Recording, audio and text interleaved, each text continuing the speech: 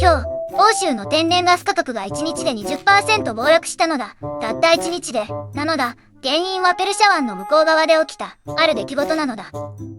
1日で 20% って、普通じゃないわよね。日本にいる私たちにも何か関係あるの？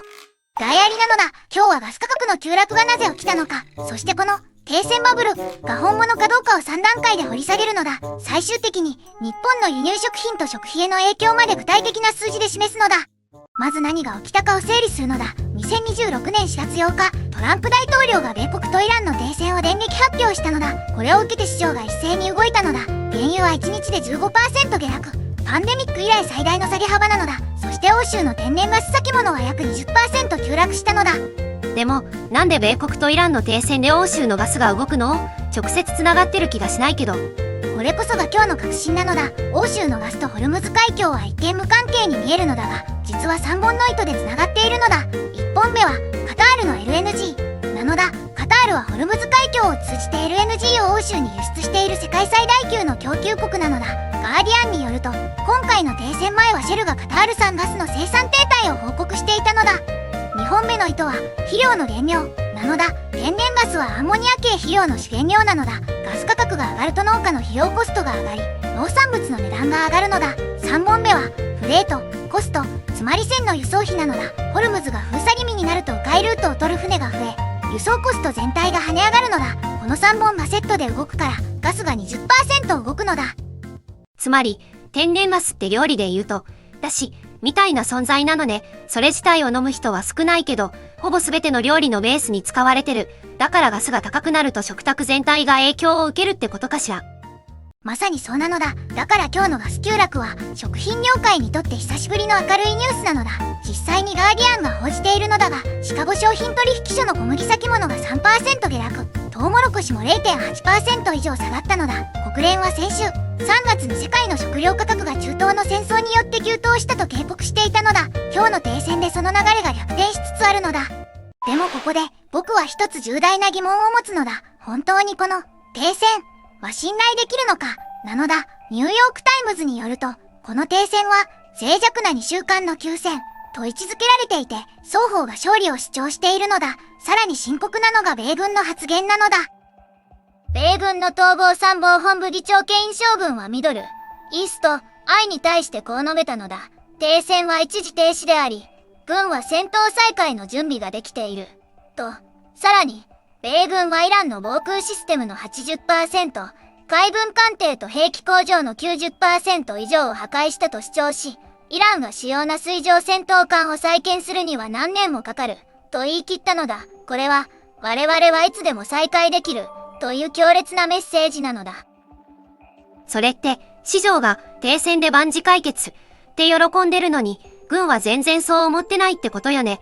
ちょっと待って、これって2003年にブッシュがミッション、アコンプリッシュを宣言した時に似てない？あの時も戦争はその後何年も続いたわ。鋭い指摘なのだ。歴史的な文脈で言うと、今回はさらに複雑なのだ。なぜなら、イスラエルがこの2週間の停戦を支持すると言いながらも、同じ日にレバノンのヒズボラに対して開戦以来最大規模の攻撃を行ったのだ。つまり中東の火種はイランだけじゃないのだ。ホルムズ海峡の問題も続いていて、ブルームバーグのエネルギーアナリスト、アムリタ選手はこう警告しているのだ。ホルムズ海峡はビジネス再開とは程遠い状態だ。と、ここがガーディアンとブルームバーグで報道姿勢が面白く分かれるのだ。ガーディアンは、停戦で株式市場が4年ぶりの上昇幅を記録、都市場の楽観論を前面に出す一方、ブルームバーグはアナリストの声を通じて、需要破壊はまだ続く、という冷静な見方を強調しているのだ。どちらが正しいかは、次の2週間が証明するのだ。マーケットが先走って喜んでるだけで、現地の実態は全然追いついてないってことかしら。でもずんだもん。停戦が本物かどうかわからないとして、日本の生活者は今この状況をどう見ればいいの？ここまで抑えると、欧州ガスが 20% 落ちた理由は LNG、肥料、輸送コストの3連鎖、そして市場は楽観だが軍は一時停止、と言っている構造なのだ。ここから先は、この急落が日本の食費に具体的にどう影響するかを見ていくのだ。日本への影響を食費という軸で見ていくのだ。日本は小麦のほぼ 100% を輸入に頼っているのだ。アメリカ、カナダ、オーストラリアが主な輸入先なのだが、これらの小麦価格はシカゴの先物市場と連動しているのだ。今日の停戦発表でシカゴ小麦先物が 3% 下落したのだ。これが輸入小麦価格に反映されると、食パン1斤の価格は数円単位で下がる計算なのだ。もう少し大きく考えるのだ。農林水産省の統計では、4人家族の食費は月約8万円なのだ。このうち輸入品への依存度を考えると、エネルギー、輸送コスト関連の値上がりが月2000、3000円規模の食費増につながっていたと推定できるのだ。今日の急落でそのコスト圧力が一時的に緩むとすれば、月換算で1000、1500円程度の物価を押し下げ圧力が生じる計算なのだ。1500円って子育て中の家庭にとっては地味に大きいわね。特に学校給食の費用負担が上がってるって話をよく聞くから。でも、この計算ってあくまで一時的な話でしょ？停戦が2週間で終わったらまた元に戻るんじゃないの？まさにそこが問題なのだ。食品企業は輸入コストをすぐには下げないのだ。値上げはしやすいが値下げは遅い。これが食品業界の構造なのだ。スーパーの棚の価格が実際に下がるには、停戦が少なくともに3ヶ月は安定している必要があるのだ。逆に言えば、2週間で停戦が崩れたら、消費者は高いままの棚の前に立ち続けることになるのだ。ちょっと待って。私に言わせて、トランプが武器をイランに供給した国に 50% 関税をかける。って宣言したわよね。これって停戦を維持するための脅しとして機能する？それとも逆に各国が反発して状況が悪化する？私は後者の方が怖いわ。鋭い問いなのだ。ガーディアンによれば、トランプはイランに武器を供給した国には即時 50% の関税を宣言したのだ。これは中国やロシアを念頭に置いていると見られるのだが、実際にこれが発動されると、貿易摩擦が新たな緊張を生むリスクもあるのだ。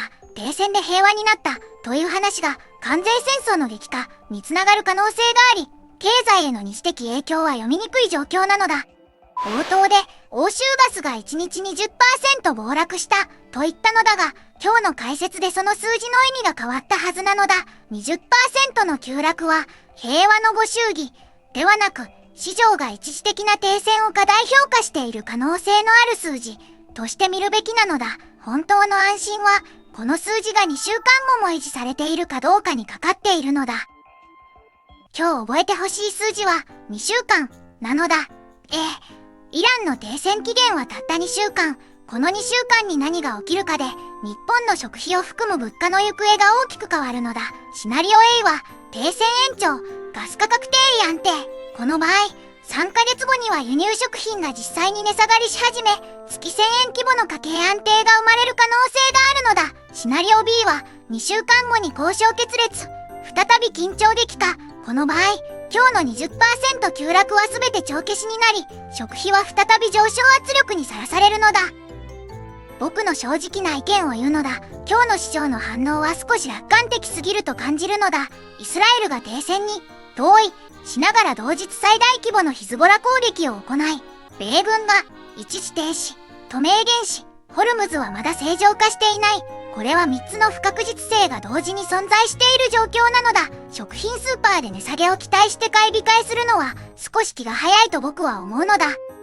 私も同じ気持ちよ。停戦って言葉のインパクトで安心しちゃうけど、中身を見ると全然安心できない話だわ。皆さん、今日のこのニュース聞いてどう思った？シナリオ A で物価は落ち着くか、シナリオ B で再び上がるか、コメントで教えてほしいわ。今日は欧州天然ガス 20% 急落の構造と日本の食費への影響を解説したのだ。2週間後に答え合わせするのだ。チャンネル登録と高評価をしてもらえると僕も最新情報をいち早く届けられるのだ。毎週水曜日はテック最前線をお届けしているのだ。来週もテック最前線でお届けするのだ。次回も見てほしいのだ。